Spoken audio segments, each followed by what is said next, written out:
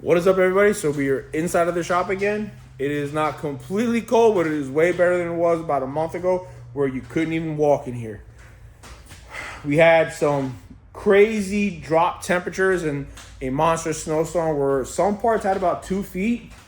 Here I was close to 2 feet, and we were almost another 2 weeks out after the snowstorm of just single-digit freezing temps. Sometimes we were even in the negatives. It was horrible to be in here and try to work. So, with that being said, now that the weather is good and much decent, I can go and focus on getting on some stuff for the E46. So there's some things that I want to get done, and it shouldn't take me a whole lot. But as you can see, subframe is out, and I have a gas tank sitting back there. Couple things on that. So first off, the gas tank. It's out because I have some ideas that I'm going to do with this vehicle relating to the fuel system that's going to help cut as much weight as possible on this and help minimize the amount of parts in the vehicle so I don't have to rely on so many things. I can just rely on one setup, and mainly it's a weight thing. So that'll be a topic for another video. But we got trailing arm, upper arms, trailing arm, diff, another subframe, all because we had some problems with that one. Incident where this ended up hitting the wall earlier in the beginning of 2025. Actually, I'll show you guys a clip right here.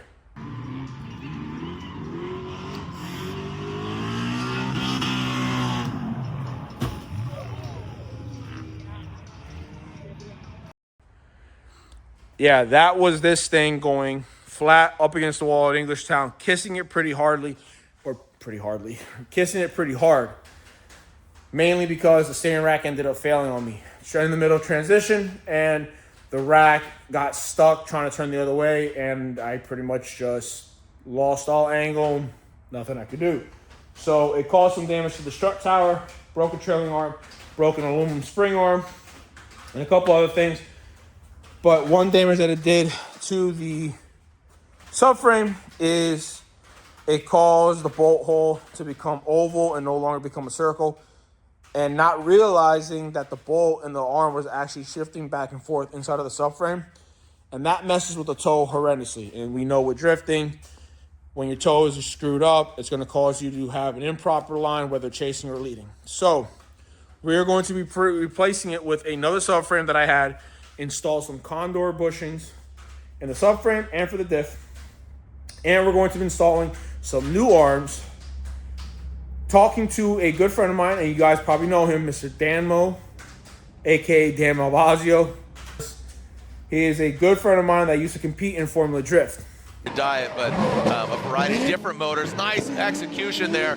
Really so. Malvasio throws it in. Amanda having it back off. Now lunges back forward. Looks like they both are inside that second outside zone. And now he is back to fabricating parts. So we were talking, and there's one thing that is a huge problem for E46 that everyone runs into is toe adjustment when a vehicle is lowered. We know that when you lower these things, they toe out, and the lower they go, the more toe out there is. There's changes for, the rear trailing arm brackets, which could easily fix that to a certain extent.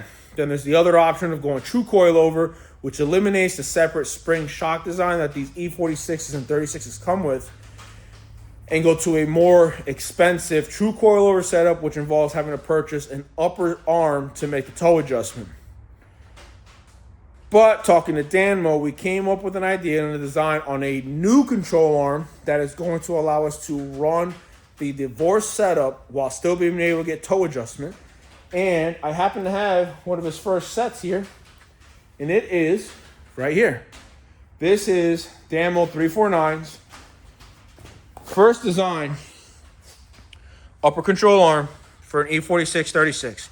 Allows you to have the toe adjustment while keeping the stock springs location and having the clearance in case you happen to be running bigger axles. So we're going to be throwing this in with the new frame onto the 46, as well as his E46 lower control arms for the camber adjustments. So I'm all about supporting small businesses, specifically my friends, because I want to see people succeed, and I want to see my boys succeed. So we're going to be throwing these in, and I'm excited to be able to get a chance to test these out. So we're going to get to, as you can see, everything's already torn apart. Going to get back in underneath. We're going to get, where's it at? The subframe put in, get the suspension bolted up, and get this thing closer to eventually being back on the ground. And then I can start on the modifications I have for the front, and we'll get on that. So let's get to work.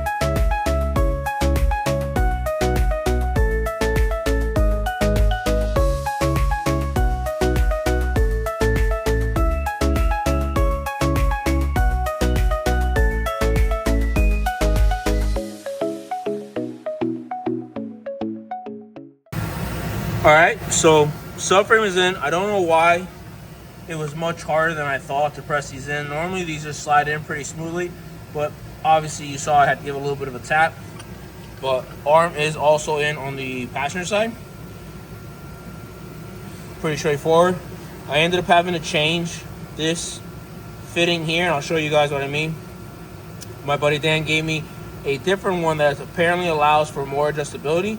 And I will grab that and show you guys, but I'm also prepping the trailing arms with the new monoball bearings. I already had this one pressed in. Good old Drift Tech stuff.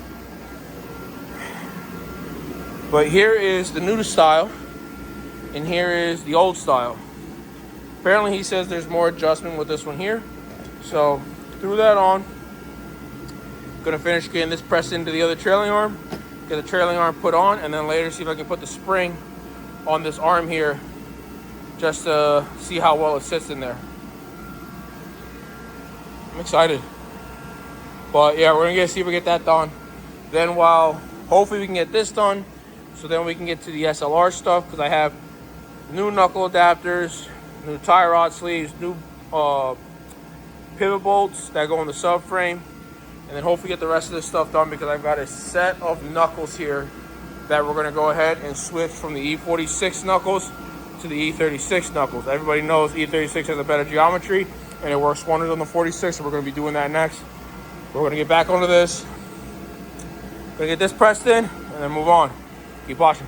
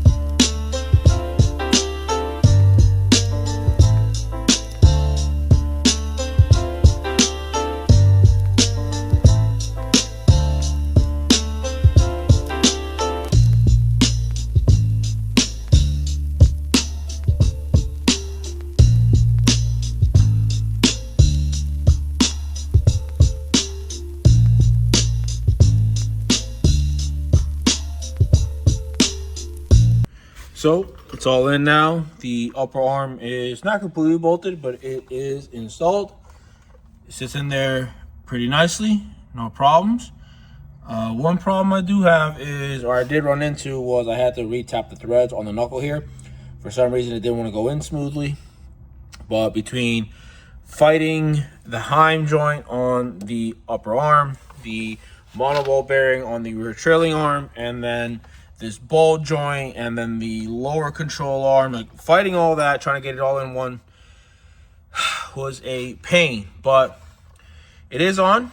The preload on the spring is super tight. I am going to have to take that back out and readjust the spring load. It is very, very hard on that spring.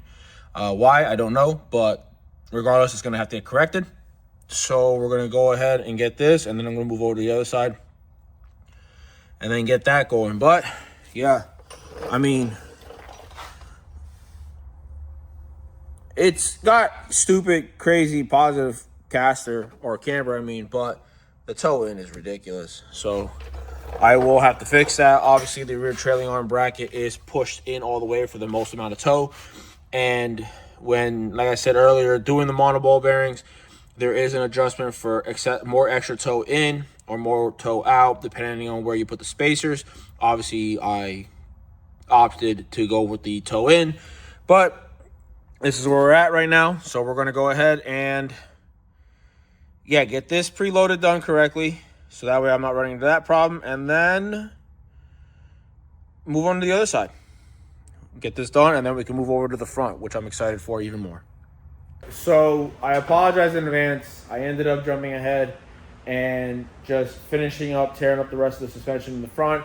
I normally would show you guys everything that we ended up finding as we were tearing it apart, but it was just taking too long and there was just too much damage.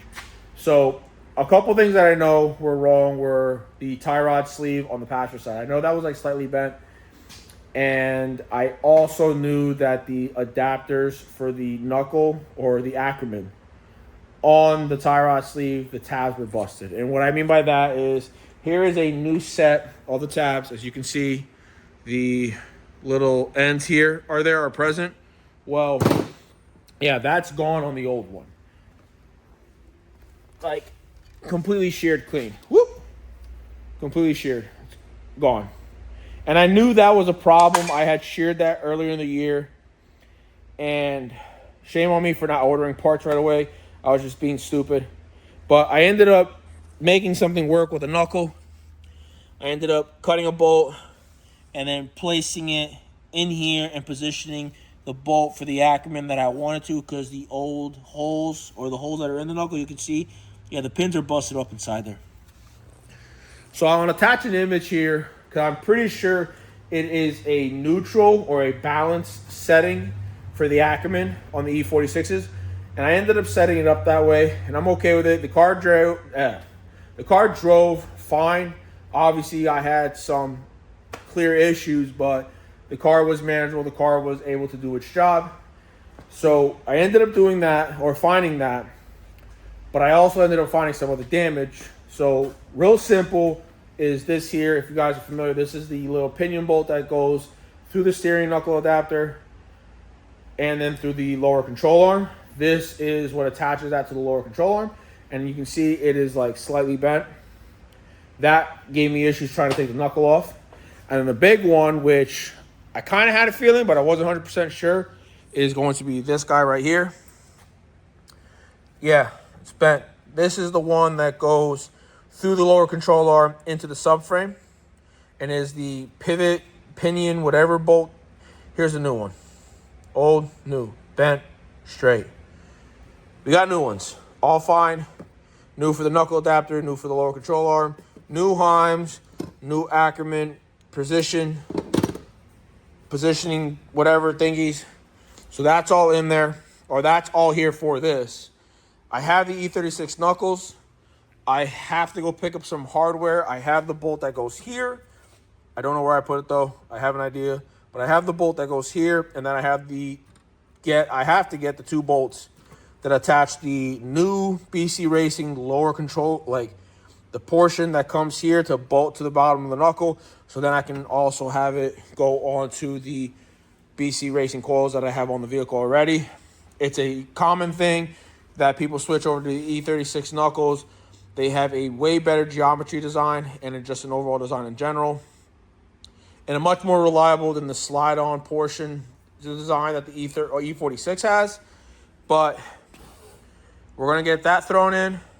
I have to transfer a couple things over, obviously the rotor, the studs, yada, yada, yada. And then we'll be able to get this done and be finished with. And then once this is done, finish putting the rear back together, getting the differential, getting the axles, all that put together. I'm waiting for the new hardware to come in for the CV axle spacers. Man, that's pretty rusted. But yeah, I'm just waiting for the new hardware to come in so I can put the spacer back on the other side. And then hopefully that should be perfectly fine. And I think that should be pretty much it. I don't think I should have anything else to take care of in the rear besides obviously take this to go get aligned, which I'm excited for. But once all the suspension is done, the one thing we are going to have to work on is the fuel system. And I think you guys are going to enjoy that. I have a great idea for how I'm going to do this fuel system and try to cut weight. But you guys are going to have to watch the next video, which means you're going to have to give me that like, that subscribe, and that follow, so that way you guys can keep an eye on the new video for that. I think you guys are going to enjoy it. So I'm excited to do it. It's going to be a first for me, but it's going to be worth it. So, and once that's done, I should be good to go to want to be able to test this. And then everything else is going to be things like cosmetic, which is no big deal. I have everything here for the cosmetic portion of it, but I want to make sure that mechanically this thing is good to go no matter what. So we're going to get this done, and then you guys, like I say, you guys keep watching, and hopefully you'll enjoy that. But I'm going to call it in for tonight, and then that's going to be that's going to be it for this video. So like I said, if you guys enjoy this, please hit that like, give it a subscribe, and then hit that follow, and then check out all the other social medias. And like I said, I think 2026 is going to be a fun year. So y'all take care, and y'all have fun.